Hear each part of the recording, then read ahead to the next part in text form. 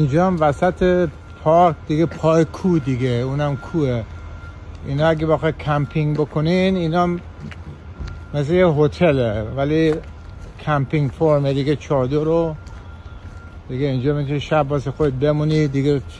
میگم یکی دو تا رستوران، میگم این وسط کوه، یعنی اینجا تمام دورت کوه.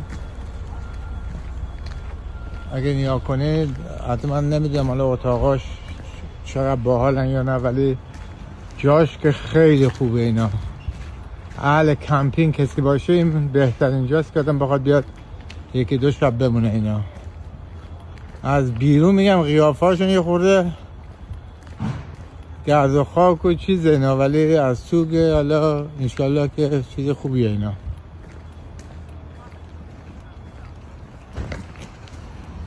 حالا یه جای میگن یه بهترین قسمت این پارک اینجایی که میریم، والا خودمونم نمیدیم چی هست اصلا، ولی ظاهرا همه میگن این راه رو بگیر و برو. ما همین راه رو گرفتیم و داریم میریم و ببینیم چه خبره. این میگن دیگه بهترین قسمت این پارک تو اینجاست که میرسی به یه جایی که منظره خیلی عجیب و غریبی داره. دارن هم دارن همین بری میرن تا ما بریم ببینیم چه خبره.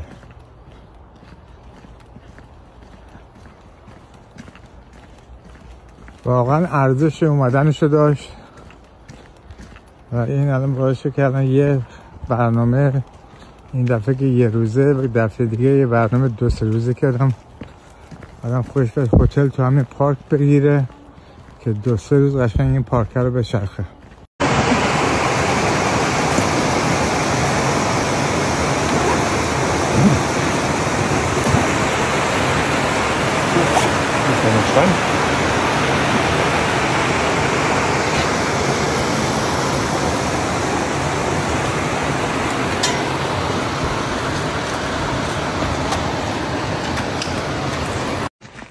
و یه مسیر دیگه از پیاده باید بریم.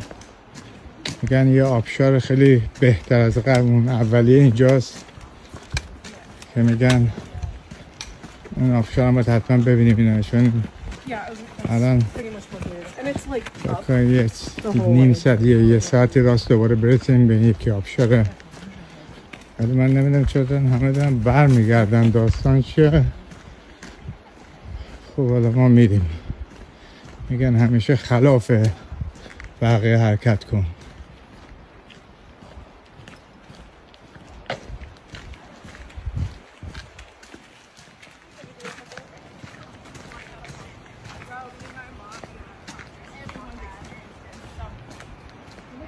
داستان اینه که این مسیرها رو که ساختن از پایین کوه درست کردن تا تقریبا میرسه به قله کوه. واسه همینه که 2 ساعت 2.5 ساعت 3 ساعت طول میکشه اینا. یعنی الان ما دقیقا دوباره داریم میریم. صبح که یه قله رو رفتیم تا نوکش، الان یه قله دیگر داریم میریم بالا. یعنی واسه پیاده روی و ورزش سالم هم یکی از بهترین چیز هست. یعنی مسیر یه ذره سخته ولی انقدر زیباست که زیاد حس نمی کنی سختیشو. صدای آبم که از این پایین میاد دیگه. میگفتم بالای همین مسیری که میریم آبشاره. این میگم اینجا که میگم آب هم آبشار هست که داره میاد.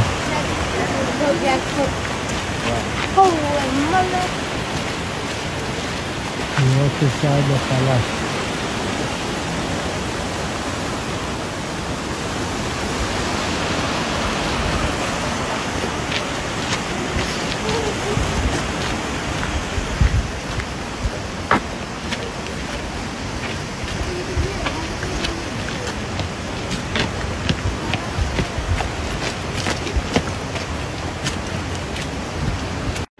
تقریبا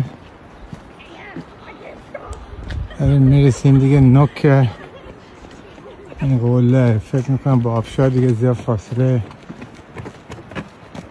زیادی نداشته باشیم.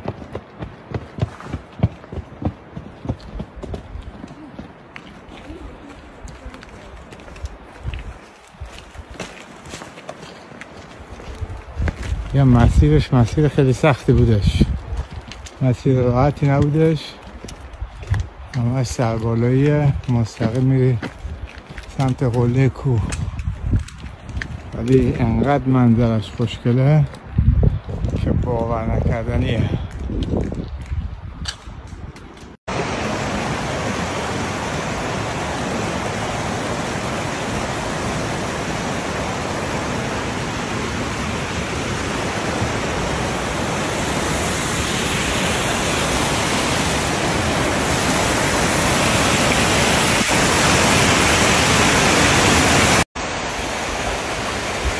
خب دیگه حدود 3 کیلومتر 4 کیلومتر دیگه مونده. میگن این دیگه سراشیبیه، چی میگن، یعنی بالا رفتن خیلی شیب خیلی تنده دیگه. گفتیم دیگه حالا بریم تا اینجا که اومدیم دیگه برقش هم بریم بالا. این همون کنار رودخونه است و وسط کوها. واقعا ارزش رو داره، نفس آدم میگیره اینا. قشنگ میگم انقدر رو ارتفاعی که فشار هوا رو حس میکنی، ولی خب واقعا ارزش رو داره.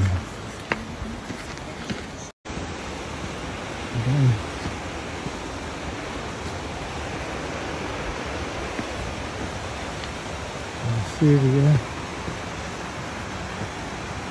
سابق کوهستانیه.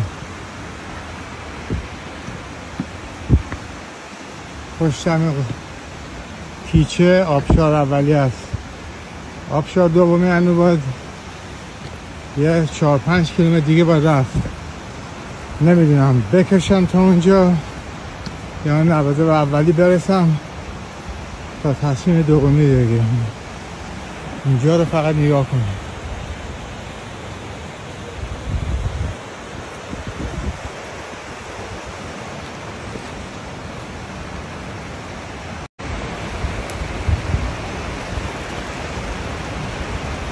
اونم آبشاره. یا بریم بالا.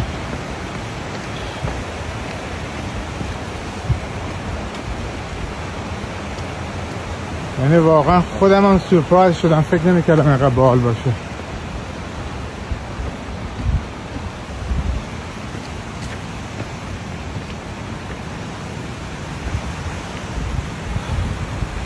اون پایین زده که اگه میخوایم بریم بالا 4 لیتر آب همراهتون باشه کم کم. فعلا که ما با نیم لیتر همراهمون نیست.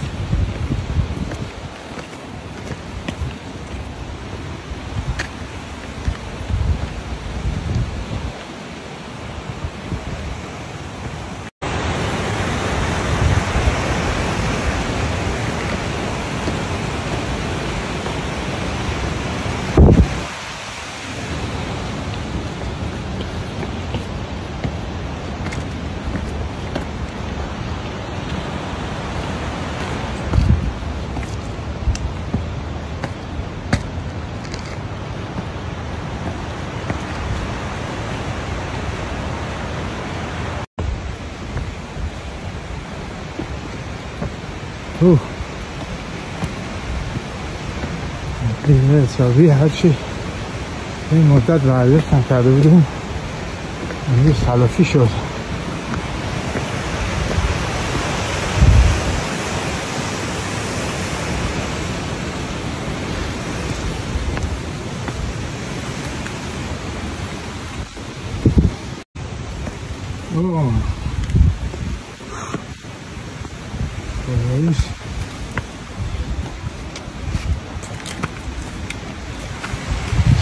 خیلی خوب.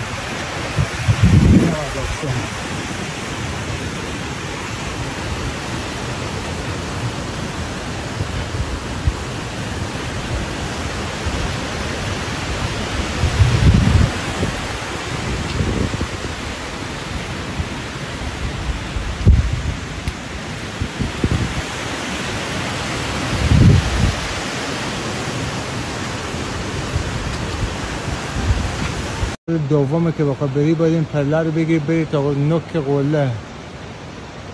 آیسان جان جات خیلی خالی، میدونم که عاشق همچی جایی. 100% برنامه میذاریم که میام یه 2-3 روزی تو این کوها میچرخیم. یه آبشار دیگه هست بعد اون 40 دقیقه باید اینو بری صاف بری بالا. حالا اینجا دیگه میگن دوراهی تصمیم گیریه که میخوای بری یا اینکه همین آبشار رو بگیر و برو پایین.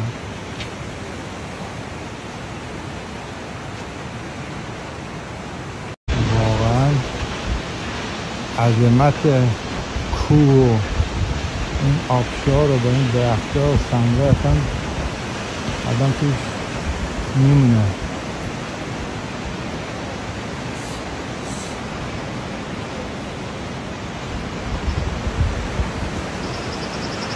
هنوز دارم فکر میکنم آبشار دوم 40 دقیقه است باید بری بالا. اگه بخوام برم نوک اون کوه 1.5 ساعت رفته 1.5 ساعت برگشت با همین نقطه که وایسادم.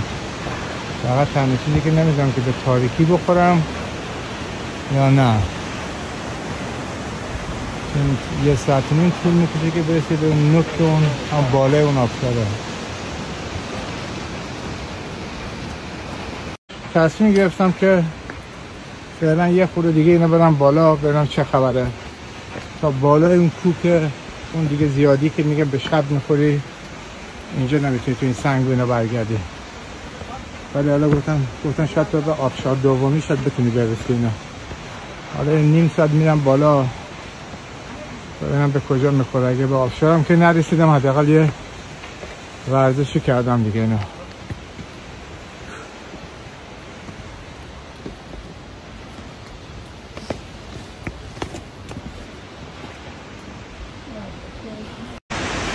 واقعا چه زیبایی داره.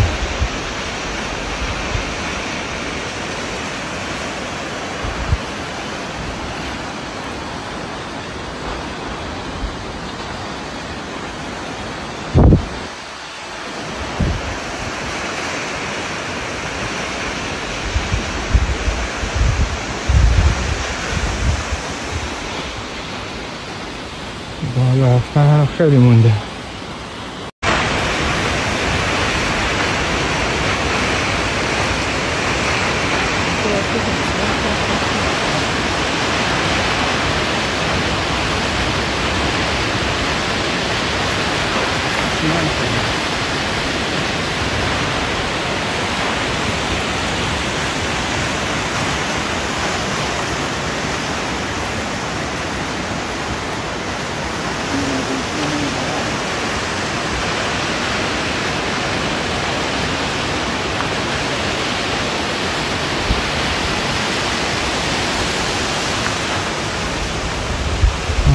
رفت بالا.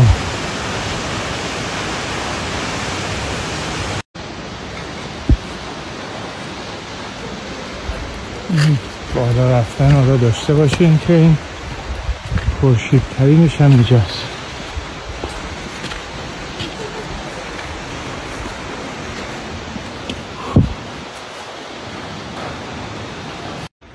دیگه واقعا پشیمون میکنه منو. ولی همیشه میگن یا یه کاری رو به خودت نگو میکنی یا اگه هم که به خودت گفتی کم نیا، سختیش تحمل کن، تمامش کن که این تو مغزت نمونه که کار نیمه کار رو گذاشتی.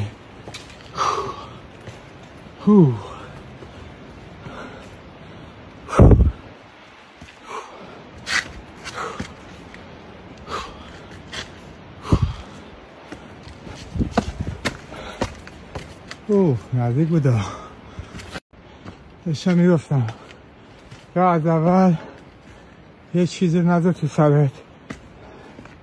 وقتی یه چیزی که میگی من میخوام این کارو بکنم دیگه کم نیار. با سینه خیزم شده، چنگ و دندونم شده، تمومش کن.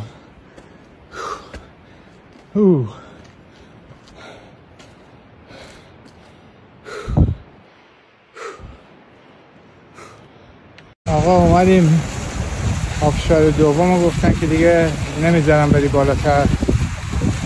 اومدیم جاش همون بالای اون آبشار اولیه.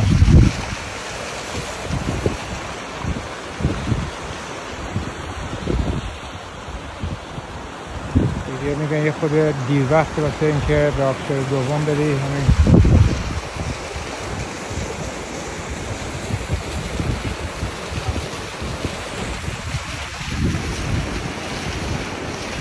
واقعا کاش اون چیزی که من اینجا احساس میکنم همتون احساس میکنید. چون یه چیزی که قابل گفتن نیستش.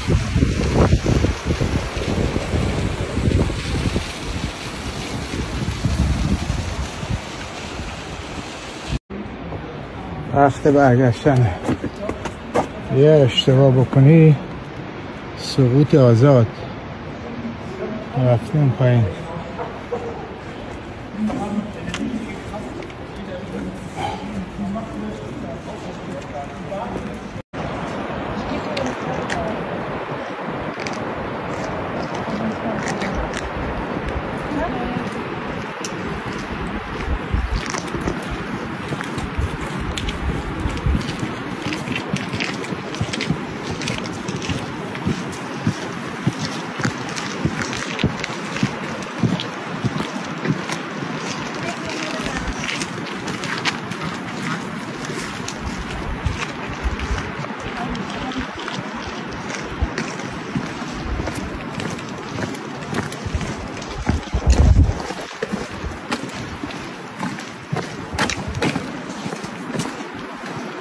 آقا دیگه داریم برمیگردیم به سمت ماشین. میگم اینجا هنوز چند جا دیگه مونده، ولی دیگه فکر نمی‌کنم این دفعه برسیم. ولی حالا دیگه برنامه سفری دیگه میخوام بذارم که بیام دوباره کل این پارک رو ببینم. میگم پارکیه که 2 روز احتیاج داره که تو واقعا تمام چیزاشو ببینی. اینا یعنی طبیعت که واقعا زیبا و میگم من خودم عاشق طبیعتم. تمام مدت زندگیم تو شهرهای بزرگ زندگی کردم. میگم از استکهلم، لندن، الی، هیوستن، میگم تمام شهر، ولی عاشق طبیعتم. از شهر دیگه فراری ام اینا. یعنی شهر دیگه چیزی نداره که من تمام انرژی و آرامشمو دیگه از طبیعت میگیرم اینا. واسه همینه که هر جا میرم برنامه طبیعت تو برنامه است.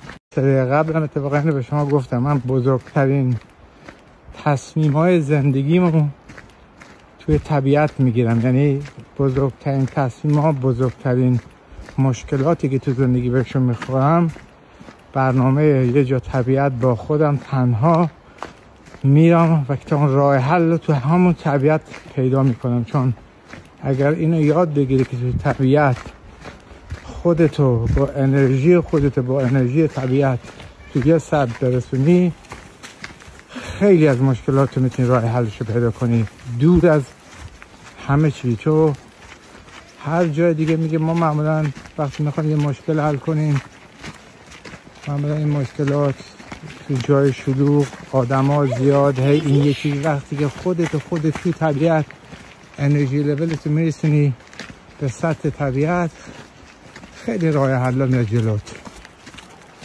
من خودم تو زندگیم تصمیم‌های بزرگ زیاد گرفتم، ریسک‌های بزرگم زیاد گرفتم، ولی هر موقع هر ریسکی که خواستم بگیرم اومدم تو تنهایی خودم، تو وسط همین کوه و جنگل، رودخونه مثل اینجا تصمیمامو گرفتم. ریسک تو زندگیم زیاد برداشتم و اینکه اگه این ریسکا یه ذره بالا پایین میشد اصلا میتونه زندگی یه جوری دیگه باشه. نه، ولی من همیشه میگم تو زندگی اگه آب از بالا سرت گذشت، از ریسک برداشتن هیچ وقت وحشت نداشته باش. چون چه فرقی واسه تو میکنه وقتی تا خط وایسادی؟ از هیچ ریسکی نترس. اگه ریسکت نگرفت، یکی نگرفت، 2 تا نگرفت، 3 تا نگرفت، آخر یکی میگیره، تلافی همه اون ریسکایی که نگرفت میکنه. مخصوصا اگه یه آدم مجردی هستی که پای شوهر، زن، بچه در میان نیست، از چی میترسی که بخوای ریسک برداری؟ چی میخواد بشه آخرش؟ دیگه آخرش میخواد چی بشه؟ اگه زیاد فکر کنی اون آخرش هم زیاد ترسناک نیستش. اگه آخرش زیاد ترسناک نیست، هیچ وقت ریسک برداشتن نترس. چون تو زندگی اگه نخوای ریسک برداری، زیاد قدم جلوتر هم نمیتونی برداری. زندگی رو اونی میبره که اهل ریسک باشه، ولی یادت باشه اهل ریسک باشه، نه اهل قمار. این دو تا چیز مختلفه. قمارباز همیشه بازنده است. ریسک برداشتن یعنی یه چیز کاریه، نه که بگی من امشب میرم یه قمار شرط بندی میکنم. خب ریسک؟ نه، اون ریسک نیست، اون قماره. اگر ریسک کاری برداشتی و اگه میگم از هیچ چیزی نترس، چون آخر یکی از این ریسکات میگیره. اینا زندگی رو پله پله برنامه ریزی کن. اگه ماهی 1 میلیون تومان داره در میاری، نگو میخوام ماهی 100 میلیون در بیارم. مثلا اونو بزرگترین اقتصاددان دنیا رو بیارم بهت میخنده. اگه 1 میلیون درآمدته، بگو چجوری 1 میلیونم بکنم 2 میلیون، بعد 2 میلیون رو بکنم 3 میلیون. اگه 50 میلیون در میاری، بگو چجوری بکنم 60 میلیون. چون اگه تو 1 میلیون در بیاری میگی که من چجوری 1 میلیونم هم بکنم 100 میلیون، تو یعنی میخوای پله 1 بپری رو پله 100. که همچی چیزی تو نه تو هیچ کتاب اقتصادی اومده، نه هیچ اقتصاددانی میتونه به تو کمک بکنه. ممکنه یکی توی یه 200 میلیون آدم خوش شانس باشه که حالا یه شانسی بیاد بپره. اون یکی من و تو نیستیم، خیالتون راحت باشه. من شاید یک آدمی هستم که همیشه راحت ترین راه رو تو زندگی خودم دوست دارم برم. اگه میان در روی وجود داشت تو این دنیا، من قبل شما اینو فهمیده بودم. وجود نداره، چون خیلی دنبالش گشتم. آخر به این نتیجه رسیدم که میان در روی وجود نداره. این یه پله‌ایه که من باید این پله رو مثل همین کویی که الان رفتم اون پله رو بالا، همونه. زندگی دقیقا همونه. حالا میتونی اول پله بگی بابا ولش کن، کی میخواد بره اون بالا، چه خبره؟ یا اینکه بگی که نه، حالا به هر قیمتی شده خودم میکشم اون بالا، لذتشم میبرم. اگه میان در رو تو این زندگی وجود داشت، من به تو قول 100% میدم، من خیلی وقت قبل تو رو پیدا کرده بودم. وجود نداره همچی چیزی.